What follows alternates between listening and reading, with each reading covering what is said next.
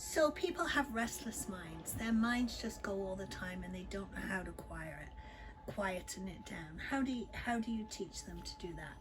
Like restless mind is called the monkey mind or the busy mind, where mind is chattering and wandering and living into the thought of the past or the future. So in order to bring calm and relax, first of all we have to connect with the nature, water, rocks, mountain, because when we connect with the water, nature, mountain, it is a full of negative ion, which will bring deep relaxation and live into the present moment awareness.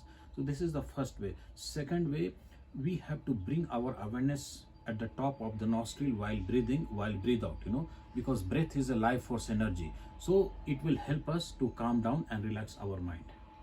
It absolutely does. Yeah. I agree. Yeah, thanks.